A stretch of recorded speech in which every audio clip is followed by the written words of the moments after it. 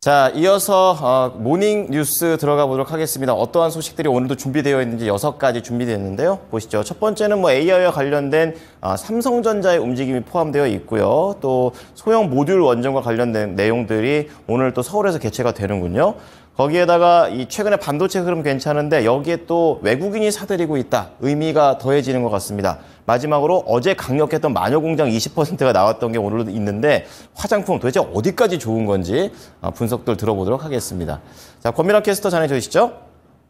네, 오늘 장에 영향을 줄 모닝 뉴스 지금부터 짚어보겠습니다. 우선 이재용 삼성전자 회장의 귀국 소식인데요.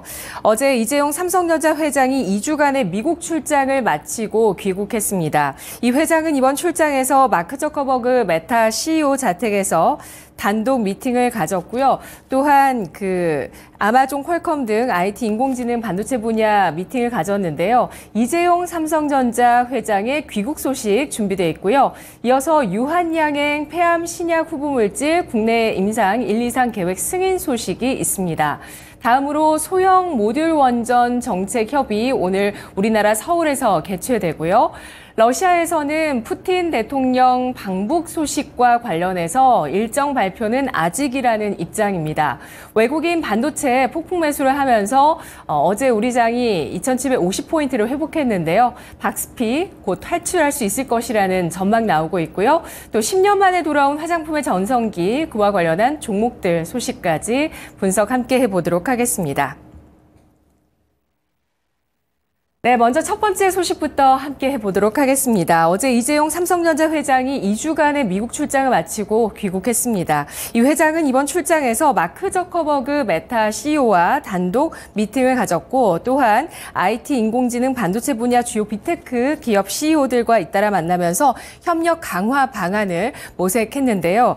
특히 이 회장과 마크 저커버그 CEO는 이번 미팅에서 AI와 가상현실, 증강현실 등 미래 ICT 산업과 소프트웨어 분야에서의 협력 방안에 대해서 논의를 했다고 합니다. 지난해 출장에서는 바이오 분야를 중심으로 글로벌 기업 CEO들과 만남을 가졌었고 올해는 AI 반도체 등에 초점을 맞춰서 글로벌 네트워크를 강화하고 미래 사업 전략을 구체화했다고 하는데요. 삼성전자에 따르면 이 회장은 이번 미국 출장 일정을 마치면서 삼성의 강점을 살려 삼성답게 미래를 개척하자라고 말했다고 합니다. 삼성전자는 현지 시간 12일 또 미국에서 파운드리 관련한 일정이 있었죠. 실리콘밸리에서 삼성 파운드리 포럼 2024를 열고 파운드리 메모리, 어드밴스드 패키징을 모두 갖춘 종합 반도체 기업의 강점을 살린 원스톱 서비스 강화에 대해서도 강조하기도 했습니다. 이와 관련해서 관련주로 삼성전자 꼽을 수가 있겠는데요. 일단 어제 60일선까지 회복을 했었던 주가가 오늘 어떤 흐름을 보이게 될지 관심 있게 지켜보시고요. 이 밖에 에이펙트, JMB, 오킨스전자, 퀄리타스 반도체, 가온칩스 등의 종목들을 삼성전자 관련주로 꼽을 수가 있겠습니다. 다음 소식은 유한양행입니다. 유한양행이 렉나자의 뒤를 이을 또 다른 변이 타깃의 폐암 신약 개발을 본격화하게 됩니다. 어제 식품의약품안전처에 따르면 지난 12일 유한양행에 YH42946에 대해 고령암 환자를 대상으로 한 임상 1 이상 시험 계획을 승인했다고 하는데요. 유한양행이 지난해 제이인트 바이오로부터 도입한 해당 물질은 비소세포 폐암의 인간 표피 성장 인자 수용체 HER2 유전자가 자라나지 못하도록 하는 먹는 방식의 티로신 키나제 억제제라고 합니다.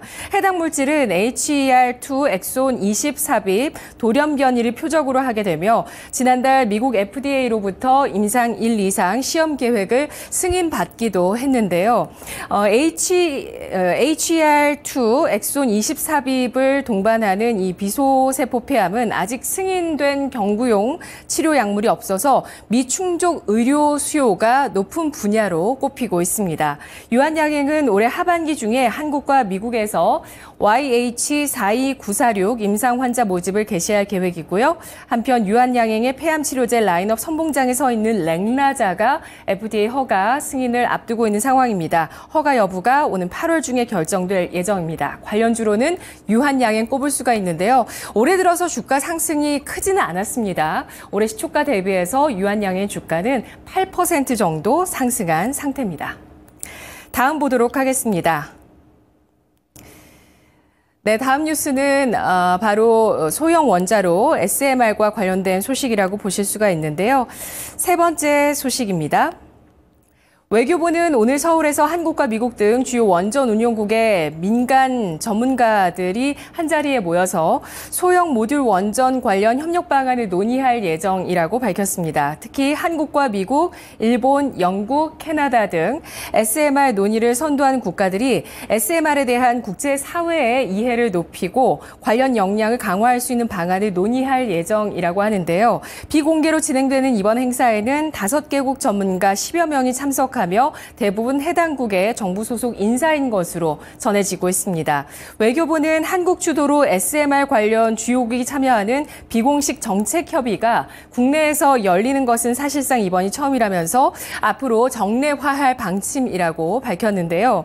앞서 11일부터 어제까지는 외교부와 미국 국무부가 공동으로 아시아 SMR 협력 국제회의를 개최해서 협력 방안을 논의한 바가 있습니다. 이 자리에는 앞서 언급한 5개국을 포함해서 인도네시아, 카자흐스탄, 태국, 베트남 등 15개국의 민관 SMR 분야 전문가 70여 명이 참석하기도 했는데요. 오늘장 원점주 움직임이 있을지 지켜보시죠. 관련주로는 두산 에너빌리티, 한신기계, 우리기술, G2파워, 일진파워, 우진엔텍 꼽을 수가 있고요. 또 슈어소프트테크가 국내 최초로 소프트웨어 검증 자동화 기술을 국산화한 기업인데 원전과 관련이 있고 AI 쪽으로 확장을 하고 있습니다. 그리고 금양 그린파워라는 종목은 지난해 SMR 얼라이언스에 참여한 이력이 부각된 바가 있었던 종목이었습니다. 다음 보겠습니다. 다음 소식은 러시아에 대한 소식인데요. 푸틴 러시아 대통령의 북한 방문이 임박했다는 관측이 잇따라 제기되고 있는 가운데 크렘린궁은 아직 일정을 발표할 때가 아니라고 밝혔습니다. 드미트리 페스코프 크렘린궁 대변인은 현지 시간 13일 푸틴 대통령의 방북 날짜를 발표할 수 있냐라는 기자들의 질문에 지금으로서는 아니다라고 답했습니다. 앞서 페스코프 대변인은 푸틴 대통령의 북한 방문이 준비되고 있다면서 일정은 때가 되면 발표할 것이라고 발언하기도 했었는데요. 러시아 매체에 따르면 지난 10일 이달 안에 푸틴 대통령이 북한과 베트남을 방문할 것이라는 보도가 있었고 또 일본 NHK에서는 다음 주 초 푸틴 대통령의 방북이 논의 중이라고 전해지기도 했습니다. 페스코프 대변인은 푸틴 대통령의 방북을 서방 국가들이 우려해야 하느냐라는 질문에 이웃과 좋은 관계를 발전시킬 우리의 권리에 대해서 누구도 우려해서는 안 되고 누구도 논란을 제기할 수 없으며 그래서는 안 된다라고 말했습니다. 중국 측에서는 원칙적으로 중국은 러시아와 북한이 전통적인 우호 관계를 공고화하고 발전시키는 데에 대해서 환영한다라는 뜻을 밝히기도 했었는데요.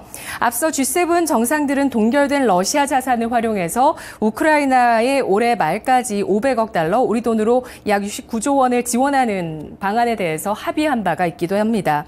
또한 강인성 외교부 2차관은 현지 시간 11일부터 독일 베를린에서 열렸던 제3차 우크라이나 복귀 회의에 참석을 해서 우크라이나 재건 복구에 대해서 지원 의지를 강조하기도 했었는데요. 관련주로 방산주와 또 재건주를 꼽을 수가 있습니다. 한화에로스페이스, 한국항공우주, 한화시스템, LIG넥스원, 현대로템. 현대로템은 이 재건주로도 들어가는 종목이기도 하고요.